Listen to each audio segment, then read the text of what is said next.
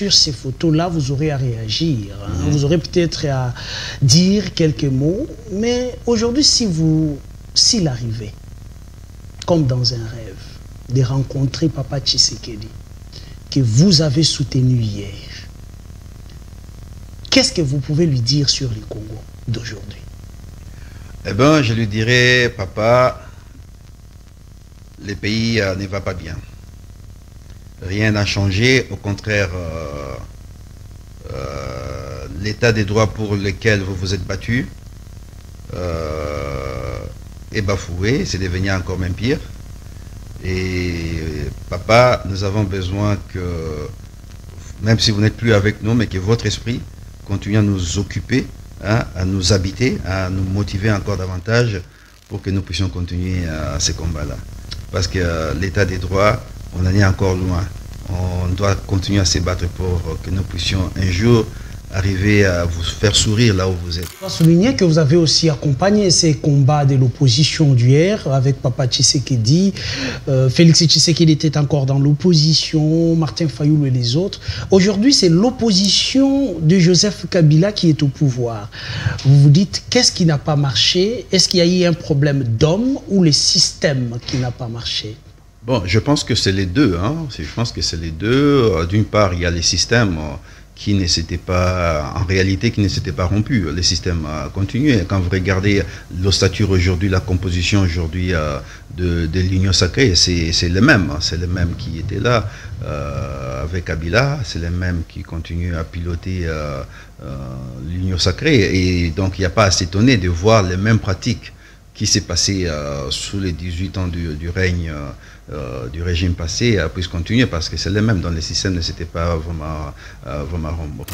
Le constat, c'est que c'est la régression. Les antivaleurs sont devenues encore plus fortes que ça a été par le passé.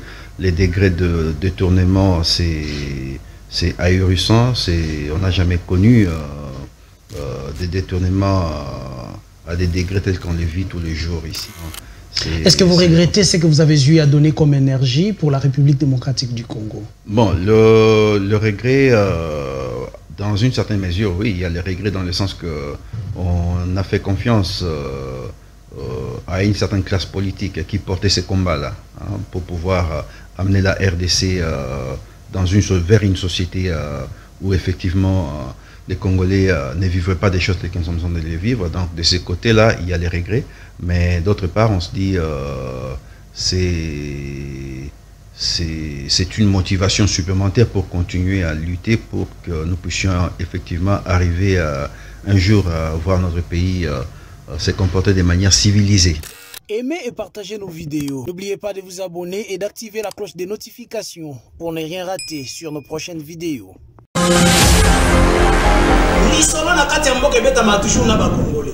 Isaac Moutombo, j'aime bien t'appeler journaliste intelligent.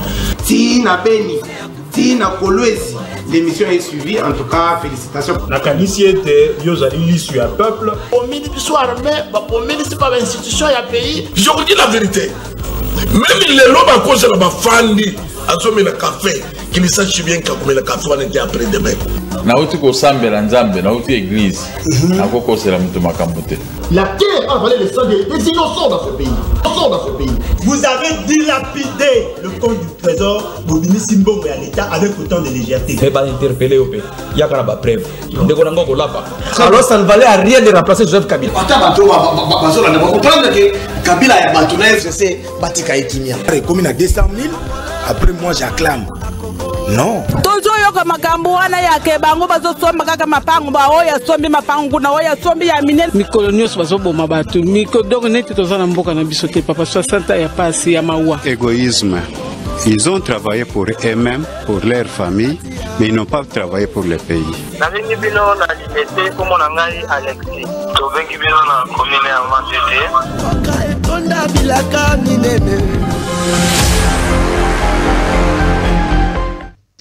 Le LGBTQ est un danger pour la République démocratique du Congo et l'Afrique. Les BRICS Est-ce une opportunité pour la République démocratique du Congo de voir son développement?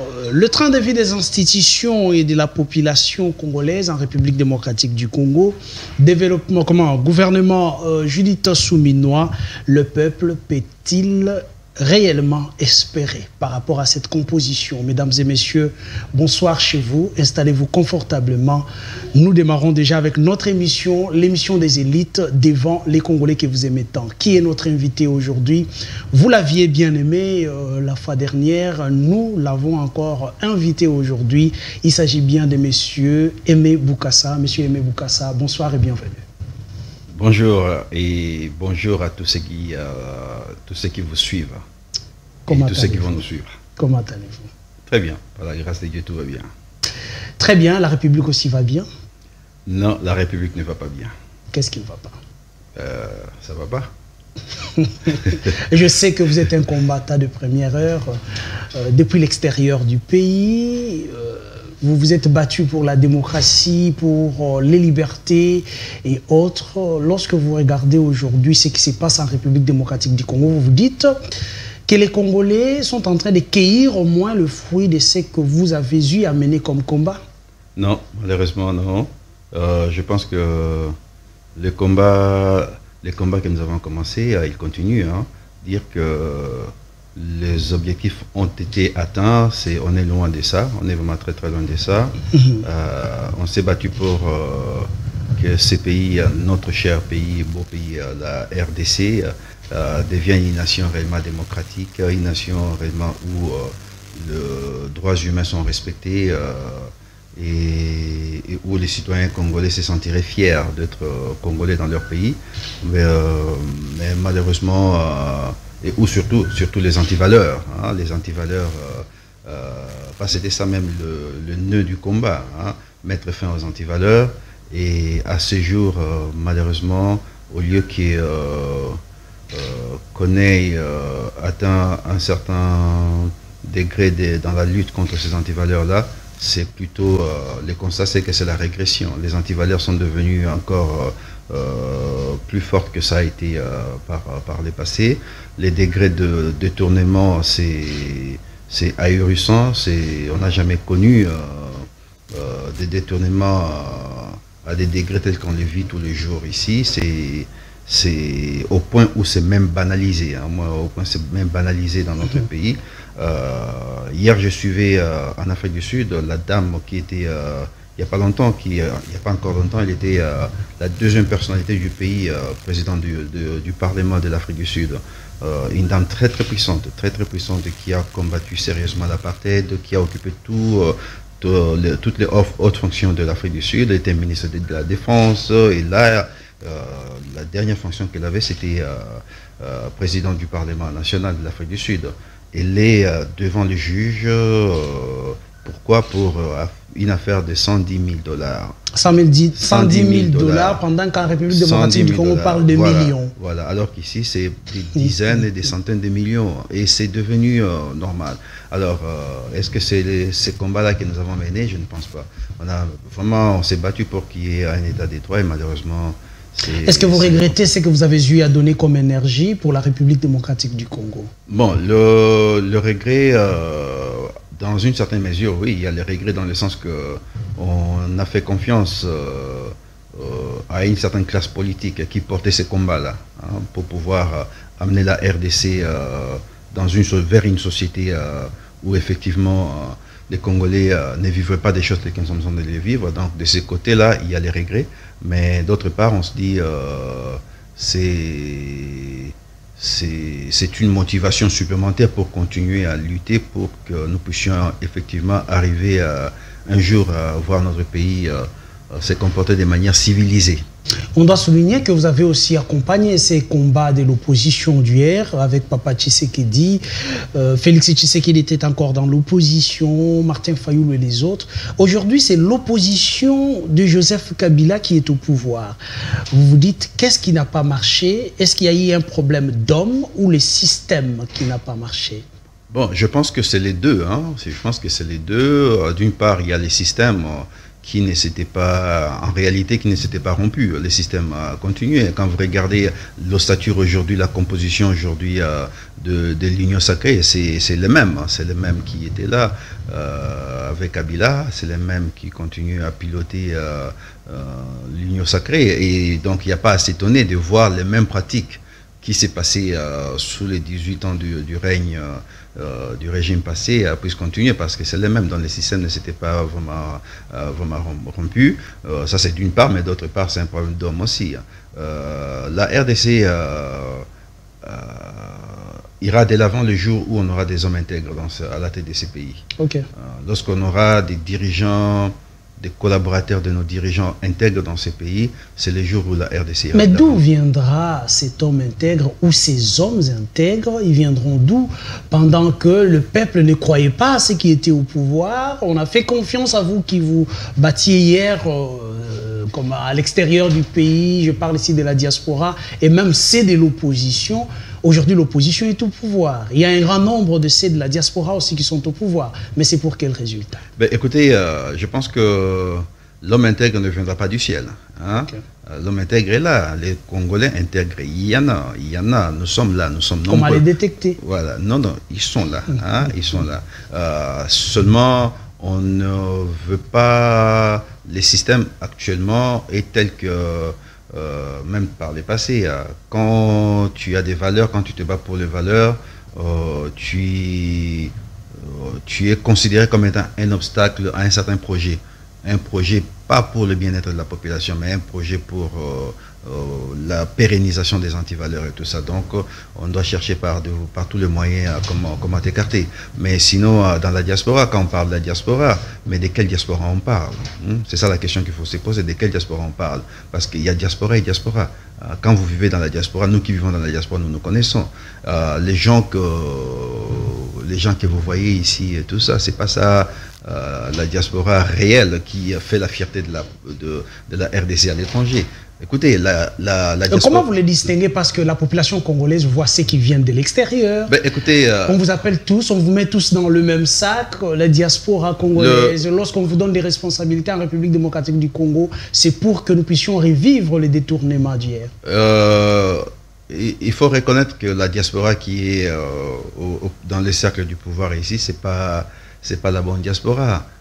C'est pas la diaspora qui est allée combattante. Vous savez, c'est une chose d'être combattant, mais c'est autre chose d'être intègre, d'être responsable et d'être à mesure d'assumer des fonctions de l'État et tout ça. Les gens qui sont là aujourd'hui, la diaspora qui est là aujourd'hui, c'est pas les bons fruits de la diaspora. Dans la diaspora, vous avez des gens qui font la fierté des autres pays, des pays où ils vivent, dans tous les domaines, que ce soit dans les domaines financiers, que ce soit dans les domaines touristiques, que ce soit dans les domaines scientifiques. Vous avez des grands professeurs, vous avez des grands patrons de compagnies, des entrepreneurs, des chercheurs dignes. Il y a tout ça dans la diaspora. Mais malheureusement, ce n'est pas cette diaspora-là qu'on a pu faire venir ici. On cherche parce que cette diaspora-là, écoutez, tu vis dans la diaspora, tu mènes ta vie tranquille et tout ça, tu aimes ton pays, tu voudras bien venir dans ton pays, mais dans des conditions pareilles, tu ne vas pas venir. Hein? Tu vas pas venir. Mais si l'État congolais pouvait faire comme d'autres diasporas, d'autres pays ont fait, hein? Préparer un lit pour faire un tri, pour faire mettre en place des politiques incitatives pour faire venir la diaspora dans leur pays. Mais cette diaspora-là, elle est là, elle existe. Des gens formidables. Hein, que le peuple congolais ne nous mette pas tous dans les mêmes sacs. On n'est pas tous des pourritures. Il y a vraiment de la bonne diaspora qui existe. Très bien, nous allons déjà aborder notre premier sujet sur ces phénomènes LGBTQ qui prennent de l'ampleur dans le monde, mais aussi en Afrique et en République démocratique du Congo. La question principale, est-ce que ce phénomène est un danger pour la République démocratique du Congo? Ah oui, ces phénomènes, c'est un danger non seulement pour les phénomènes LGBTQ+, n'est pas seulement un danger pour la République démocratique du Congo, mais c'est un danger pour l'humanité tout entière. Vous voyez, ça c'est un mouvement de dépravés, des gens des satanistes en fait, des satanistes. Mais ils les font au nom de la liberté, au nom de la démocratie. Alors justement, qu'ils les fassent là où ils font ça. Qu'ils ne viennent pas vouloir nous imposer ça ici chez nous au Congo et en Afrique. Et nous devons dire non. Et c'est ça le travail qui est en train de se faire dans beaucoup de parlements, dans beaucoup de pays en Afrique, même en Occident. C'est le travail qui est en train de se faire. Parce que les homosexuels, tout ça, ça a toujours existé. Hein. Votre orientation sexuelle, c'est votre orientation sexuelle. Mais maintenant, chercher à changer la société, la façon dont la société a été conçue, la société sur le plan familial a été conçue comme étant une cellule de base composée d'un père et d'une mère et qui créent des enfants, qui font des enfants. Mais le mouvement LGBT cherche maintenant à changer cette norme-là. Donc, ils sont en train maintenant de vouloir changer même les systèmes éducatifs à partir de bas âge. C'est-à-dire que détruire carrément la société, détruire la famille. Dès les bas âges, faire comprendre aux enfants que non, tu es homme peut-être, mais tu n'es pas supposé être homme. Tu peux changer ton sexe, tu peux devenir femme, tu peux. Et ça, c'est un danger qui nous guette à la porte.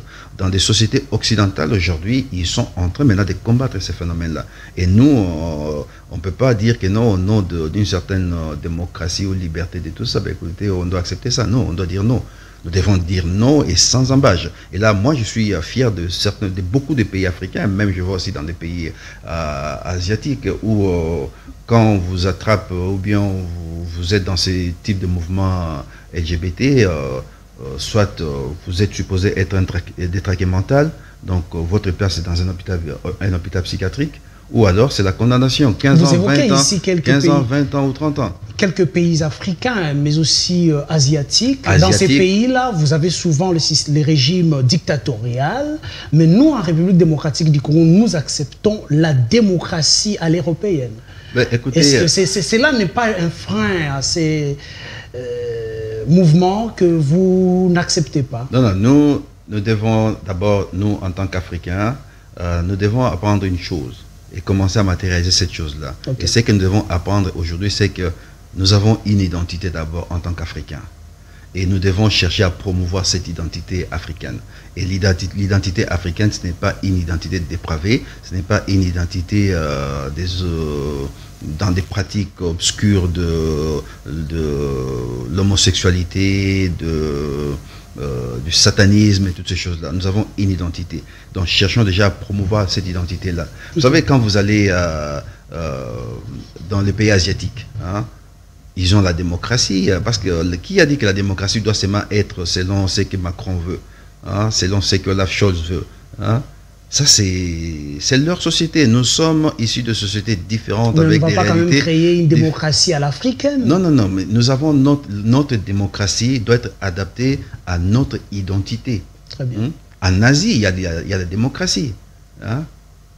Et ils ne sont pas intéressés, ils ne veulent pas être comme les Européens. Pourquoi vous voulez les imposer à la société? Vous voulez qu'ils commencent à faire comme la société occidentale?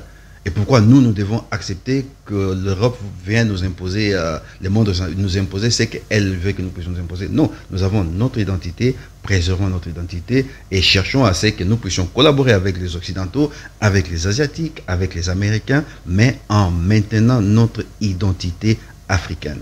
Et l'identité africaine n'a rien à voir avec cette histoire de LGBT. Si nous voulons sauver notre progéniture, nous voulons sauvegarder les futurs de notre continent, de notre race, la race noire africaine, eh bien, on doit dire non à ces phénomènes de LGBT. Et bravo à tous les pays qui sont en train maintenant déjà de voter des lois. Et j'espère qu'avec le Parlement actuel, maintenant sous la présidence du président Vital Kamerhe, pourra faire quelque chose et nous laisser cet héritage-là. Est-ce que cela ne mettrait pas en difficulté nos pays africains? Vous savez que nous bénéficions de aides et tout ce qui vient de l'Europe, de l'Amérique. Et parfois, on nous oblige à une manière de se comporter. Cela ne mettrait pas un frein ou encore ne mettrait pas nos pays en difficulté face à tout ce que nous bénéficions de l'extérieur? Vous savez, il y a un adage qui dit vaut mieux mourir debout que... Comment on dit cet adage? Vaut mieux mourir debout que de mendier à genoux, quelque chose comme ça. On n'a pas besoin des aides pour nous développer. Ça fait déjà depuis 1960 qu'on est indépendant, entre guillemets, soi-disant indépendant. Hein, les aides au développement et tout ça. Ça a aidé quoi? Ça a aidé qui? Avez-vous vu un seul pays au monde qui se soit développé à cause des aides? Non, pas du tout. Hein. Si c'est au nom de miettes qui viennent nous donner, alors il faudrait qu'ils gardent ces miettes-là. Mais on ne va pas accepter qu'on vienne nous imposer des pratiques immorales. Parce que c'est de l'immoralité, c'est vraiment de l'immoralité. Ce qui se passe dans les mouvements LGBT. On ne peut pas accepter ça. On doit dire non. Vous savez, dans le monde occidental, et suivez les informations, vous allez voir, même en France, chez Macron là-bas, hein, si on devrait faire un référendum en France pour demander si réellement le peuple français ou les Allemands et tout ça, s'ils acceptent le phénomène LGBT, la réponse sera claire. C'est non. C'est non. Alors pourquoi nous, on doit accepter ça? Parce qu'il y a un certain lobby derrière qui essaie de faire du forcing pour nous imposer ça. Nous devons dire non. Donc vous estimez qu'on nous impose la voix de la minorité? Ah oui, bien sûr. Le LGBT, c'est une minorité. C'est une minorité de dépravés, de satanistes, de pédophiles. C'est tout ce qui est d'anormal là. C'est ça qui est dans le mouvement LGBT. Hein? Et malheureusement, les pauvres homosexuels, ils doivent accepter de recevoir les coups, hein, parce que il ne nous emmerdait pas beaucoup trop. Mais là, avec ce qui est en train de se passer, avec ces groupes de pression qui fait de sorte à ce qu'on puisse lier maintenant la coopération, les échanges entre les États, lier ça au mouvement, à l'acceptation ou non du mouvement LGBT, eh bien on doit dire non. On doit dire non, et donc on doit se battre, on doit vraiment se battre contre cela. Et je pense que c'est un combat perdu pour ce mouvement-là, parce que l'humanité n'acceptera pas ça. Personne ne va accepter à ce que sa progéniture soit une progéniture corrompue ou dépravée.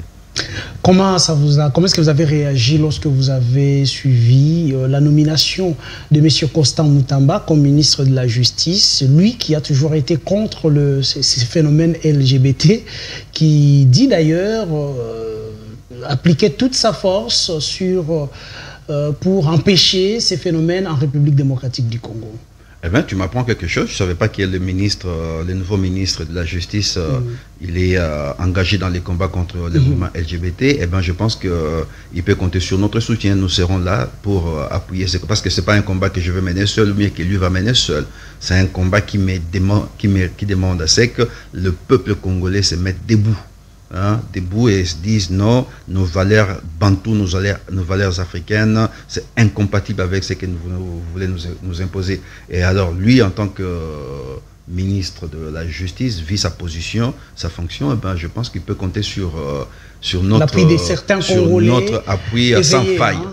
Notre appui sans faille pour que ces mouvements-là ne puissent pas passer dans ces pays. Très bien, c'était déjà notre premier sujet. Je vous rappelle que nous recevons sur ces plateaux M. Aimé Boukassa, qui est analyste politique, mais aussi de la société. Il est aussi membre de la diaspora congolaise. Il a beaucoup œuvré à l'extérieur de notre pays pour la démocratie. Il s'est battu pour la démocratie et le bien-être de la République démocratique du Congo et des Congolais. Nous prenons notre deuxième sujet, c'est déjà sur les BRICS. Vous aimez bien parler sur les BRICS, monsieur Aimé Boukassa. Qu'est-ce qui vous motive? Eh bien, ce qui me motive lorsque je parle avec passion pour les BRICS, c'est la passion que j'ai pour mon pays. C'est l'essence patriotique même que j'ai pour mon pays. Je ne voudrais pas que mes enfants ou la progéniture puissent vivre ce que nous sommes en train de vivre. Je voudrais que nos enfants, ceux qui vont venir après, les générations qui viendront après, puissent vivre dans un Congo debout, un Congo qui va de l'avant, un Congo qui inspire, un Congo qui est modèle pour beaucoup de pays, un Congo où on ne va plus continuer à parler de potentielles ressources que le pays regorge, non, mais un Congo qui sera réellement en train d'évoluer sur un plan économique. Un Congo qui sera bel et bien sur son chemin du progrès économique. Et ces progrès économiques, nous n'allons pas l'atteindre avec nos amis occidentaux tels que... Nos anciens partenaires. Les anciens partenaires, non. Les progrès économiques, la RDC l'atteindra avec les BRICS. Et voilà pourquoi il faut en parler. Vous savez, nous sommes... notre classe politique, elle est ce qu'elle est. Ses intérêts se trouvent, ils sont, au lieu qu'ils soient en mode projet de développement pour le pays, pour le futur, ils sont en mode survie pour les positionnements. Et bien ici, j'essaie de réfléchir comme étant un homme d'État, pas comme un homme politique.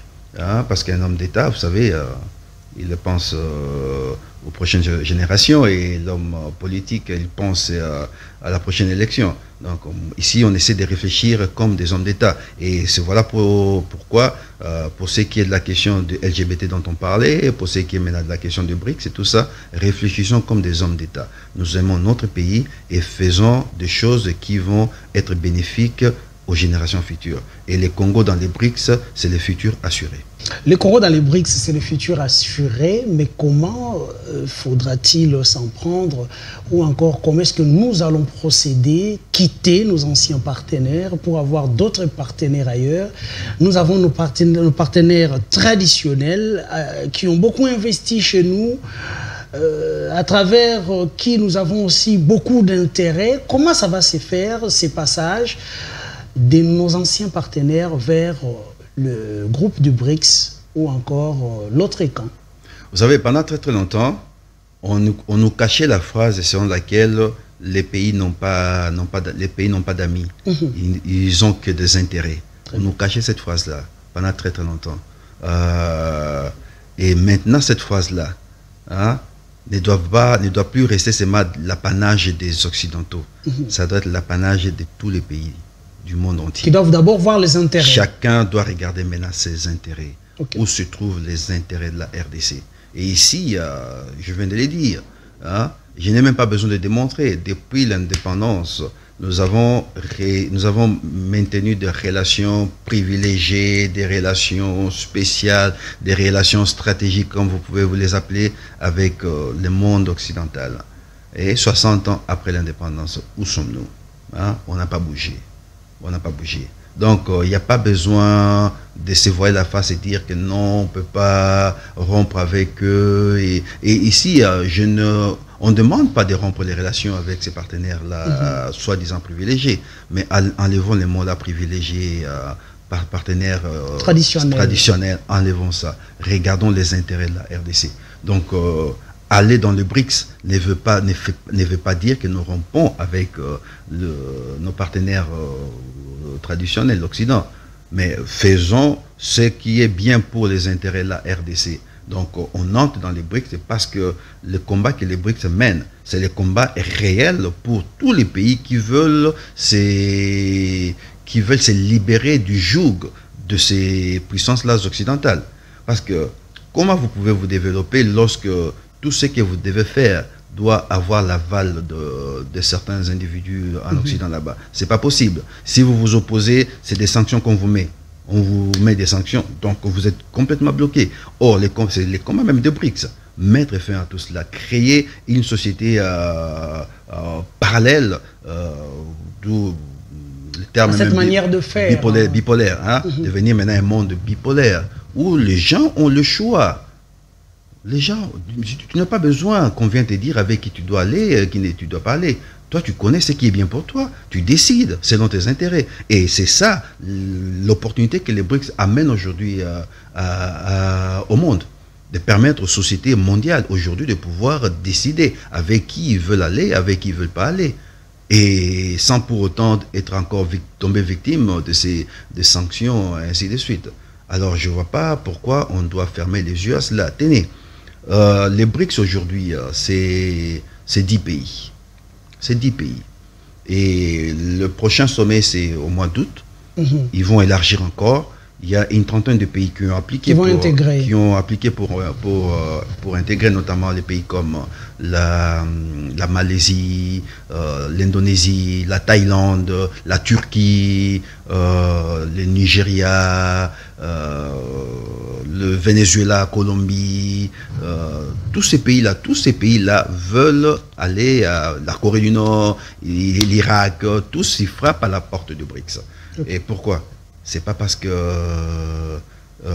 ils n'aiment pas leur pays, au contraire, ils aiment leur pays, ils regardent leurs intérêts. Alors, les BRICS au jour d'aujourd'hui, juste avec les 10 pays qui sont là-bas, ça fait déjà presque 35% de la surface de la Terre habitable.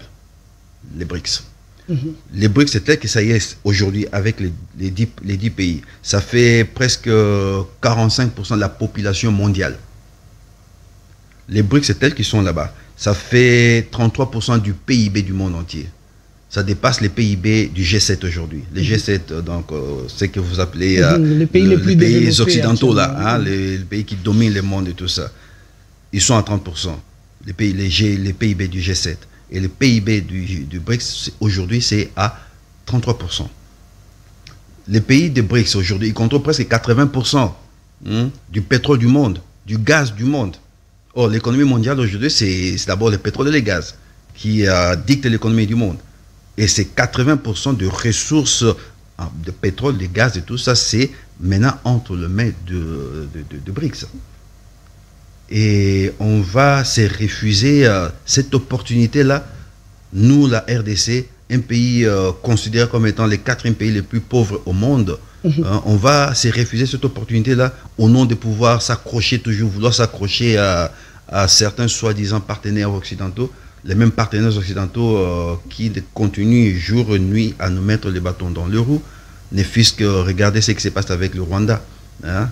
Le président, le chef de l'État, il était dernièrement, il y a un mois, il était à Paris pour plaider, pour demander des sanctions contre le Rwanda. Les Rwandais nous agressent. Mais vous avez vu la réponse de la France hein, après le départ du chef de l'État. C'est des accords encore, plusieurs millions de dollars, d'euros, ce qu'ils ont signé avec le Rwanda. Hein, des accords économiques, des accords militaires et toutes ces choses-là. C'est ça le monde occidental. Et c'est avec ce monde-là qu'on va continuer. Non, on doit être conséquent et aller là où les intérêts de la RDC seront bien défendus. Mais monsieur Meboukassa, il y a certains Congolais qui s'inquiètent sur le fait que pourquoi ne pas réfléchir sur le développement personnel de la République démocratique du Congo au lieu de quitter les jougs occidentales pour se lancer dans d'autres relations qui pourront encore nous mettre en difficulté. Pourquoi ne pas beaucoup plus se baser sur les développements de la République démocratique du Congo au niveau interne comme l'a fait la Chine et les autres? Non mais la Chine l'a fait, ça ne nous empêche pas. Aller dans les BRICS, ça ne nous empêche pas de pouvoir nous développer à l'interne. Mais au contraire, rester avec le monde occidental nous a même empêché de nous développer de l'intérieur. Or, les BRICS ne se mêlent pas, dans les affaires intérieures du pays. Organisez-vous, mettez une bonne administration, ça ne vous empêche pas. Hein? Votre pouvoir, gérez votre pouvoir, mettez une bonne gouvernance, ça ne vous empêche pas, les BRICS ne nous empêchent pas de faire tout ça. Or, le monde occidental avec la colonisation, le néocolonialisme, ils étaient derrière toutes ces choses-là. Entretenir le flou, entretenir les désordres dans les pays africains afin de continuer à pouvoir piller les pays. Vous empêcher de pouvoir vous organiser de l'intérieur. Mais les BRICS ne nous empêchent pas de faire tout ça. Hein? C'est juste que nous avons le choix de pouvoir faire des affaires, de pouvoir mettre en valeur les ressources que nous avons, de pouvoir multiplier des partenaires. Nous avons besoin de partenaires. Parce que toutes les ressources dont nous disposons aujourd'hui, avons-nous les moyens de pouvoir les exploiter? Non, on a besoin de bons partenaires, de signer de bons partenariats qui vont venir exploiter ces ressources que nous avons ici de manière gagnant-gagnant. Hein, les chefs de l'État, ils utilisent beaucoup trop ce terme, gagnant-gagnant. Donc on a besoin de ça, de ces échanges gagnant-gagnant. Or, le partenariat avec le monde occidental, c'est jamais un partenariat gagnant-gagnant. C'est le partenariat du maître à son esclave. Le monde occidental continue à nous traiter comme des esclaves. Donc, à partir du moment qu'ils nous considèrent comme cela, donc ça ne sera jamais du gagnant-gagnant. Alors que si nous allons vers d'autres partenaires, eh ben, ça va changer la donne. Vous avez beaucoup plus abordé ces sujets sur le plan économique, mais est-ce que ces mouvements vers le BRICS pourraient aussi aider la République démocratique du Congo sur le plan sécuritaire? Absolument, absolument, absolument. Parce que, vous savez, lorsque vous êtes faible économiquement, ça veut dire que vous manquez de ressources pour pouvoir protéger votre frontière. Et la conséquence, c'est que vous êtes obligé d'aller quémander, d'aller mendier à gauche, à droite pour qu'on vienne vous sécuriser et tout ça. J'avais suivi l'interview de l'ancien Premier ministre Matata Mponyo quand il a dit dernièrement que nous sommes les seuls pays qui comptent sur l'extérieur pour sécuriser sa frontière. Il n'a pas tort, c'est regrettable. Mais une déclaration pareille ne devrait pas provenir d'un homme d'État comme lui, par exemple. Hein? C'est lui qui a géré. Ouais, vous avez géré. Hein? Qu'avez-vous fait pour mettre fin à cette situation-là? Mais nous avons besoin de pouvoir tisser de nouvelles relations, lesquelles relations vont permettre à la RDC d'avoir suffisamment de ressources et pouvoir organiser sa sécurité intérieure comme extérieure. Voilà. Très bien, nous allons déjà prendre notre troisième point. Là, nous parlons du train de vie des institutions, mais nous restons toujours dans l'économie de la République démocratique du Congo, économie sociale, mais nous parlons plus du train de vie des institutions par rapport au train de vie de la population. Comment résoudre ces problèmes? Le vide entre le train de vie de la population et le train de vie des institutions. Ben, écoutez, messieurs les journalistes, c'est les soucis de tous les jours, de tous les Congolais, et ça fait mal, et c'est ça qui pousse même. Tout à l'heure, là, je vous ai dit que les combats ne s'arrêtent pas, les combats continuent.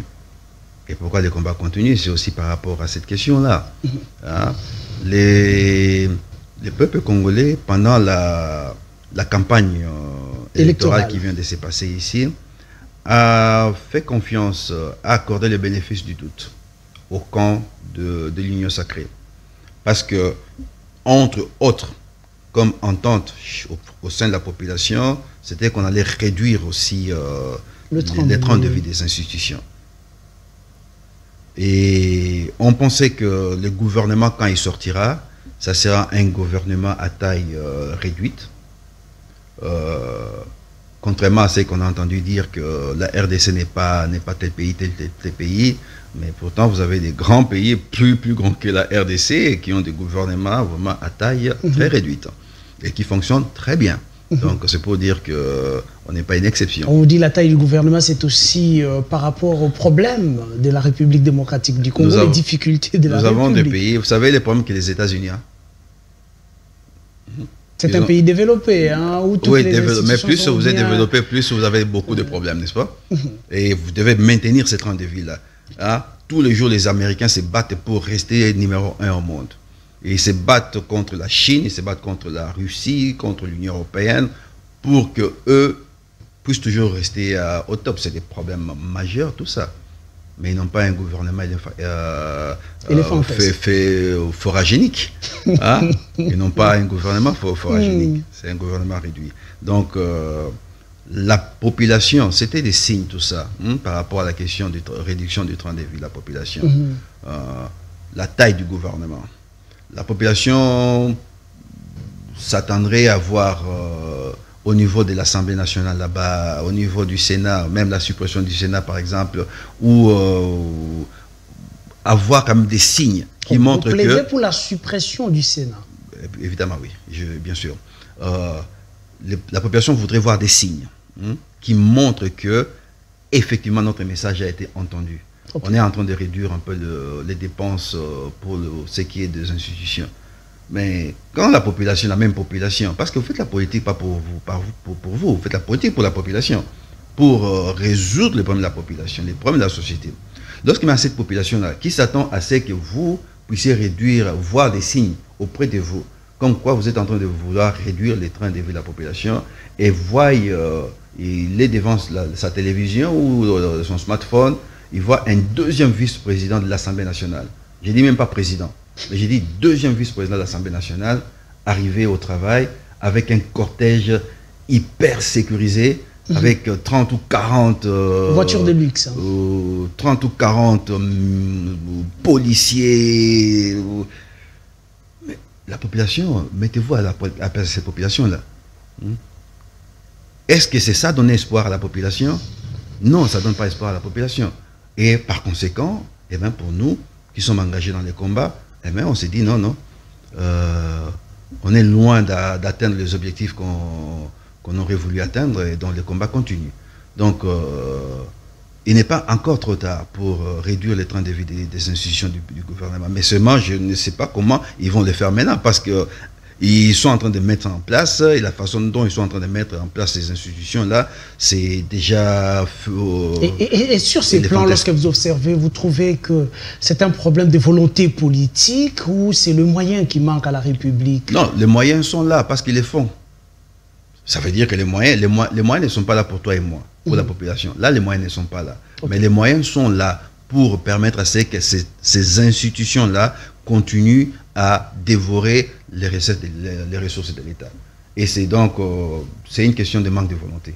Et je dirais même manque du patriotisme. Est-ce que ce n'est pas la loi, ce n'est pas la Constitution qui fait que nous puissions vivre tout ce que vous déplorez là? Aujourd'hui, on parle d'un changement ou de la révision de la Constitution pour essayer un peu de changer les systèmes de gestion en République démocratique. Ça pourrait résoudre le problème, monsieur? Est-ce que la Constitution, c'est la Constitution qui demande à ce que les deuxièmes vice-présidents de l'Assemblée nationale puissent se promener avec un cortège de 30 ou 40 personnes autour de lui? Oh là là. Non, ce n'est pas la Constitution. Et mon côté, tout c'est la Constitution. Il y a des choses dans la Constitution et Sengeli et ça l'a révisé. Et la révision de la Constitution, parce que vous venez d'en parler, ce n'est pas un tabou. Ça ne sera pas la première ni la dernière fois qu'on révisera une Constitution.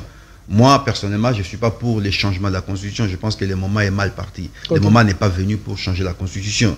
Mais je suis pour la révision constitutionnelle. Et je pense que ça, tous les Congolais les disaient toujours. Quels sont ces articles qui vous disent qu'aujourd'hui, la République démocratique du Congo serait mieux sécurisée financièrement, économiquement, sécurité de notre territoire?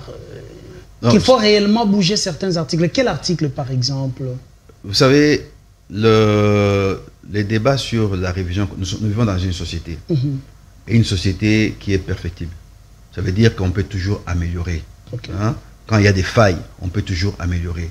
La Constitution, elle n'a pas été écrite comme une Bible. Il n'y a que la Bible qu'on ne peut pas réviser. Il n'y a que la Bible qu'on ne peut pas changer. Vous l'acceptez telle qu'elle est ou bien vous la révisez telle qu'elle est. Mais la Constitution, c'est un travail fait par les hommes. Donc, il y a toujours, et pendant une période de temps, dans l'espace et dans le temps. Donc, lorsque vous faites un travail, lorsque la Constitution a été écrite, c'était peut-être dans un cadre, il y avait une réalité X sur terrain, et au jour d'aujourd'hui, la réalité sur terrain peut avoir changé, évolué positivement ou négativement, et qui peut demander à ce que certaines modifications soient faites. Pour adapter ça par rapport à la réalité. Regardez par exemple, en 2011, les régimes Kabila avaient modifié la Constitution, non? Ils avaient révisé la Constitution. On avait 11 provinces, on est passé à 26 provinces. On avait les régimes des élections à 2 tours, on a supprimé pour passer à 1 tour, par exemple. C'était des révisions constitutionnelles. Donc, on peut réviser toutes des choses pareilles. Et je vis un article, je ne suis pas juriste, mais ça, c'est moi, dans les fonds, c'est les juristes. Mais je vis un article, par exemple, je crois que c'est 250, quelque chose comme ça, où ils disent que la République démocratique du Congo peut peut brader sa souveraineté. 217, je pense. Voilà, peut braver une partie de sa souveraineté, des choses pareilles. Ça, c'est des articles qui nécessitent une certaine révisitation. Mais dire que non, parce que changer la Constitution, ça veut dire qu'on va dans une autre république. Hein, on est dans une nouvelle république. Et là, je ne pense pas que les acteurs politiques que nous avons aujourd'hui soient le mieux placés pour nous amener dans une nouvelle république. Donc, changement des constitutions, non, et ça ne passera pas. Hein, parce qu'on va s'opposer à ces changements-là. Mais révision constitutionnelle, oui. Très bien. Alors, nous prenons le tout dernier point où nous parlons de la composition du gouvernement souminois. Vous avez suivi comment est-ce que le gouvernement souminois a été proclamé. La composition déjà, quelques figures qui reviennent. Il y a des nouvelles figures. La jeunesse aussi fait partie de cette composition. Est-ce que ça vous inspire déjà confiance?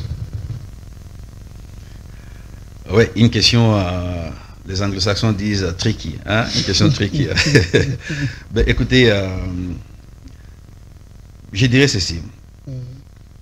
Avant que le gouvernement ne sorte, je pense qu'on est passé dans pas mal de médias pour essayer de faire de la plaidoirie auprès du chef de l'État, de manière à ce qu'il puisse tenir compte de critères, entre autres, compétences. Okay. Et je pense qu'avoir les CV, les curriculums de certaines personnes, surtout certaines nouvelles personnes, figures qui sont entrées dans les gouvernements, je suis ravi, satisfait du fait que le chef de l'État a tenu quand même compte de ces critères-là de compétences. Il y a des gens avec un bon CV qui sont là-dedans. Maintenant, il faut leur souhaiter bonne chance et espérons qu'ils vont faire du bon travail. Il y a aussi la continuité dans le sens que le chef de l'État a basé sa campagne pour les élections qui viennent de se passer. Nous avons fait campagne pour la préservation des acquis. Okay. Et les grands acquis, parmi les acquis importants, c'était notamment le programme 245 territoires. Okay. Voilà. Et la personne qui est à la tête du gouvernement, Madame la Première ministre, était ministre du Plan. Elle a piloté. Et c'est le ministère du Plan qui avait piloté le programme de 145 territoires. Donc, à ce niveau-là, il y a une certaine continuité. Et c'est une bonne chose. Les ministres qui ont été reconduits, je pense que ils ont, d'une manière ou d'une autre, été impliqués dans cette moule-là. Et donc, ça fait partie de cette continuité-là. Alors, les nouveaux qui sont arrivés, les jeunes et les vieux, peu importe, on va les juger sur terrain. On va les juger sur terrain. Alors, le gouvernement est là, le gouvernement est sorti. La population était fatiguée, la population voulait voir quand même qu'il y a un gouvernement qui est là. Les besoins dans les pays sont tellement énormes. 6 mois après l'élection, on n'a pas toujours un gouvernement opérationnel parce que là on parle du gouvernement. Mais tout était bloqué, hein, tout est bloqué. L'insécurité à l'Est, la guerre qui continue, l'insécurité dans le pays. Bref, rien n'est marché. Tout était urgent. Et on avait l'impression que pour les autorités, les politiques, il n'y a pas urgence pour eux. Le mot urgence n'existait pas. Maintenant que le gouvernement est là, commencer à les taper, à taper dessus, je pense que c'est trop tôt. C'est trop tôt. Donnons la chance à ces gouvernements-là de travailler. Hein? Très bien. Donnons la chance à ces gouvernements-là de travailler et après on va les juger sur terrain. Très bien. Vous connaissez Papa Tshisekedi. Je vais vous livrer un exercice. Dans quelques minutes, là, mon réalisateur va me présenter quelques photos et sur ces photos-là, vous aurez à réagir. Hein. Vous aurez peut-être à dire quelques mots. Mais aujourd'hui, s'il arrivait, comme dans un rêve, de rencontrer Papa Tshisekedi, que vous avez soutenu hier, qu'est-ce que vous pouvez lui dire sur le Congo d'aujourd'hui? Eh bien, je lui dirais, papa, le pays ne va pas bien. Rien n'a changé, au contraire, l'état des droits pour lequel vous vous êtes battu est bafoué, c'est devenu encore même pire. Et papa, nous avons besoin que, même si vous n'êtes plus avec nous, mais que votre esprit continue à nous occuper, hein, à nous habiter, à nous motiver encore davantage pour que nous puissions continuer ces combats-là. Parce que l'état des droits, on en est encore loin. On doit continuer à se battre pour que nous puissions un jour arriver à vous faire sourire là où vous êtes. Que vous puissiez être à mesure de regarder votre Congo et vous dire, ah oui, enfin, mon combat a abouti. Il y a maintenant l'état des droits dans mon pays. Au regard de ce qui se passe aujourd'hui en République démocratique du Congo, est-ce que vous regrettez Papa Tshisekedi et vous dites qu'il était encore utile pour ce pays? Oui, je pense qu'il était utile toujours. On le regrette, bien sûr. C'est une icône importante de notre pays. On peut pas dire le contraire. C'est comme le Mumba, on peut pas dire le contraire. On les regrette. Mais je pense que à chaque génération son époque, hein, son temps est passé, il a fait ce qu'il devait faire. C'est comme Lumumba, sa génération c'était se battre pour nous donner l'indépendance. Il a fait ce qu'il a pu faire, il est parti, et d'autres personnes développement la relève plutôt, et Papa Etienne aussi, il a fait ce qu'il pouvait faire, et à nous de prendre la relève. Il y a un politicien congolais, je cite ici Franck Diongo, qui a dit un jour que si Papa Tshisekedi était vivant, il serait le premier opposant de Félix Tshisekedi par rapport à la manière dont Tshisekedi gère la République démocratique du Congo. Est-ce que vous êtes d'accord avec lui? Non, je ne pense pas. Hein, je pense pas. Je pense que si Papa Etienne Tshisekedi était là, il serait le premier conseiller à son fils. À son fils, le chef de l'État Félix Tshisekedi, et il aurait vraiment aidé à marquer l'histoire, à continuer dans la bonne direction. Donc il ne serait pas son opposant, au contraire, il serait son premier conseiller. Très bien, merci beaucoup. Alors nous passons à l'exercice de photo. Montréal, présentez-moi déjà la première photo. Voilà, vous avez là, on vous présente Sama Lukonde. Si vous arrivez de vous placer devant Sama Lukonde qui a géré la République démocratique du Congo comme Premier ministre, qu'est-ce que vous pouvez dire à cet homme politique? Eh bien, c'est un homme d'État, c'est un homme calme. Il a eu la chance de se retrouver au bon endroit, au bon moment. Okay. Je pense qu'il a fait ce qu'il pouvait, hein, ce qui était à son pouvoir. Je pense aussi qu'il continue. Avec force ou faiblesse? Le bilan de Sama Lukonde, je pense qu'il est mitigé. Hein. Je pense qu'il est mitigé, mais il a fait ce qu'il a pu. Il a fait ce qu'il a pu, et il a de l'avenir encore dans ces pays, je pense. Il peut encore aider les pays. Il a encore de l'avenir dans ces pays. C'est encore un jeune, il a de la vigueur dans son esprit. Dans son esprit, il ne parle pas beaucoup, mais je pense qu'il a encore sa place dans la gestion de ces pays. Très bien. Deuxième photo au Montréal. Présentez-moi la deuxième photo. Félix Tshisekedi Tshilombo. Si vous arrivez de vous placer devant Félix Tshisekedi après presque 6 ans de gestion de la République, qu'est-ce que vous lui dites?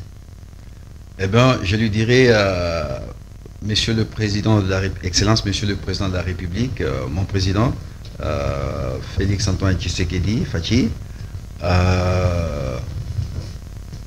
restez à l'écoute de votre peuple. Votre peuple vous a donné un mandat fort. Les attentes de ce peuple font que vous ne puissiez pas échouer, et prêtez l'oreille à ce que le peuple vous dit. C'est bien d'avoir des conseillers, c'est bien d'avoir toute l'équipe autour, mais vous avez la capacité, vous avez tous les moyens possibles d'écouter directement aussi ce que le peuple vous dit. Et faites ce que le peuple vous demande, et vous resterez dans l'histoire de ces pays comme le Mumba et tous les autres. Pas tous les autres, parce que les autres, les Mobutu, Kabila, ne sont pas restés en grand. Okay. Kabila, les fils, je parle de Kabila, les fils, oui. Mais Lumumba, Je pense que avec Lumumba, il n'était pas président de la République, il était Premier ministre. Mais quand on parle de Lumumba, c'était comme si c'était lui le président de la République. Voilà. C'était comme si c'était lui le président de la République. Et il est resté en grand dans l'histoire de ces pays. Kasavubu, il n'a pas dirigé pendant très longtemps, mais il est resté aussi assez positivement dans l'histoire de ces pays. Et c'est ce que je souhaiterais pour notre chef de l'État, Félix-Antoine Tshisekedi. Très bien. Nous prenons la dernière photo Montréal et on termine avec notre émission à travers notre dernière rubrique. La toute dernière photo Montréal. Si ça ne vient pas, on passe à notre dernière rubrique. La dernière photo. Voilà. Apparemment, c'est ce que la régie avait prévu pour nous. Je vous remets les cartons tricolores. Pour essayer d'éclore avec tout ce que nous avons raconté aujourd'hui. Monsieur Aimé Boukassa, je souligne que Monsieur Aimé Boukassa est un analyste politique qui a vécu beaucoup d'années à l'extérieur du pays. Il s'est battu pour la démocratie, pour qu'il y ait réellement changement en République démocratique du Congo, dans la diaspora congolaise, à l'extérieur du pays. Monsieur Aimé Boukassa, le vert signifie excellent. Lorsque vous brandissez le rouge, c'est que vous dites médiocre. Big rouge. Voilà. Les jaunes, c'est la moyenne. Donc les milieux entre l'excellence et la médiocrité, là. La toute première question. Félix Tshisekedi Tshilombo. Nous commençons par là parce que c'est lui le président de la République. A géré la République démocratique du Congo pendant 5 ans de son premier mandat. Nous sommes maintenant au 2e mandat. Sur les plans de liberté, vous vous êtes battu pour la liberté. D'ailleurs, l'état des droits exige la liberté. Et plusieurs libertés d'ailleurs dans la Constitution. La manière dont Félix Tshisekedi a géré la République, en respectant l'état des droits pour lequel vous vous êtes battu. Quel est le carton que vous brandissez face à sa gestion? Pourquoi les jaunes? Je pense que il n'y a pas eu que des ratés. Hein. Il n'y a pas eu que des ratés. J'ai vu les opposants tenir des meetings à gauche à droite. J'ai vu les gens de la presse bénéficier quand même d'une largeur, d'une très grande marge de manœuvre dans l'exercice de leur métier. Les ratés, ça ne manque pas. Hein. Les ratés, ça ne manque pas. Mais puisqu'il y a quelques ratés, c'est pourquoi je donne les jaunes. Très bien. Nous avons parlé ici. Nous avons parlé de l'économie, du social des Congolais, le train de vie des institutions par rapport au train de vie de la population. Vous vous êtes battu pour le peuple d'abord, comme le disait Papa Tshisekedi. La gestion de l'économie et du social des Congolais sous Félix Tshisekedi. Vous donnez quel carton? Ah oui, ça c'est une très bonne question aussi. Ce qui est vrai, hein? Ce qui est vrai, c'est que ça ne mérite pas que je puisse avoir ça en main. Oh, hein? Le vert tombe. L'excellence, non. Très bien. Ça, on laisse ça de côté.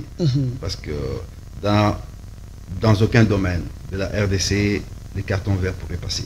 Très bien. Voilà. Donc là, on doit jongler entre le jaune et le rouge. Vous ne souhaitez pas brandir? Je pense que sur le plan économique et social, il y a un travail qui a commencé. C'est trop tôt de dire d'emblée que ça a été médiocre ou bien ça a été, c'est trop tôt, je pense. Il y a des réformes qui sont en cours, des réformes qui ont été entamées, des négociations qui sont, par exemple avec les Fonds monétaires internationaux qui ont abouti même. Cette question serait mieux d'être posée à la fin de son mandat. Oui. Très bien. Dernière question, troisième et dernière question. Gestion des relations diplomatiques. Vous avez parlé ici du BRICS. Et beaucoup de Congolais pensent que nous devons quitter ces blocs occidentaux pour le BRICS. Cela favoriserait le développement de la République, mais aussi la paix à l'est de la République. Quel est le carton que vous brandissez face à ces Congolais qui pensent qu'il faut quitter les blocs occidentaux pour les BRICS? Les Congolais qui pensent qu'il faut rejoindre les BRICS, vous leur donnez quel carton? Alors là, c'est le vert. C'est le vert, sans embâche. Monsieur Aimé Boukassa, merci pour votre présence et votre disponibilité. Merci beaucoup. S'il faut vous accorder 1 minute pour clore avec l'émission d'aujourd'hui, qu'est-ce que vous dites aux Congolais? Eh bien, ce que je peux dire à mes frères et sœurs congolais, mais aussi à nos autorités, c'est que le gouvernement va bientôt commencer le travail. Topé ça va avoir chance. Mais soyons hyper vigilants. Soyons vigilants. Mais commencer à les taper tout de suite, non, commencer à les taper, je trouve que c'est un peu contre-productif. Et maintenant aux autorités, Madame la Première ministre, ainsi que toute son équipe, comme on l'a dit pour les chefs de l'État, soyez à l'écoute de la population.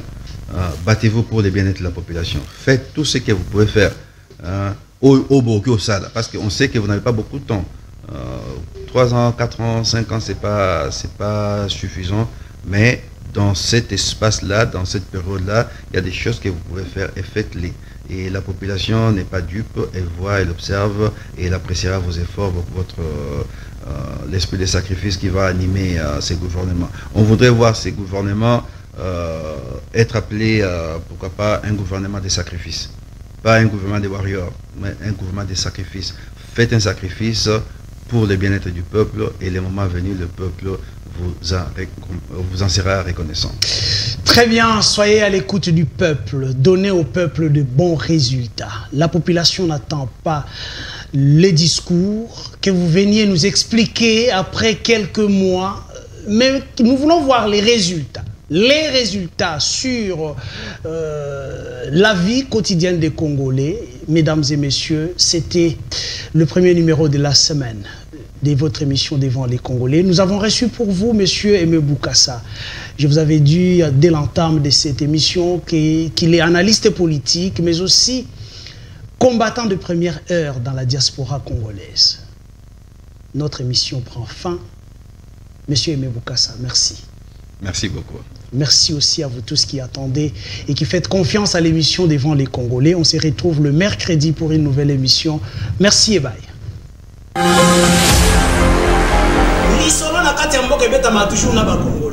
Isaac Moutombo, j'aime bien t'appeler journaliste intelligent. Tina Beni, Tina Kolwezi, l'émission est suivie, en tout cas félicitations. Nakanisi était Yozali l'issue à peuple. Au ministre soit armé, au ministre pas l'institution et à pays. Je vous dis la vérité. Même les lobes à cause de la fandi, à sommer le café, qui ne sache bien qu'à le café, on était après demain. Nauti ko sambela nzambe nauti église akoko sera mutu makambo te. La terre a valé le sang des innocents dans ce pays. Vous avez dilapidé le compte du trésor Bobini Simbongo et à l'État avec autant de légèreté. Il va interpeller au pays. Il y a la preuve. Alors ça ne valait à rien de remplacer Joseph Kabila. Vous comprendre que Kabila a battu la FCC, Batika Etimia. Comme il a 200 000, après moi j'acclame. Non. Tozoyoka makambo wana yake bango bazosomba kaka mapango ba oya sombi mapango na oya sombi ya minene mikolo nyonso bazoboma bato mikodongo neti tozana mboka na biso te papa 60 ya pasi ya mawa. Égoïsme. Ils ont travaillé pour eux-mêmes, pour leur famille, mais ils n'ont pas travaillé pour le pays. Nalingi bino na liberté comme on ngai Alexis. Tobengi bino na commune ya Mantete.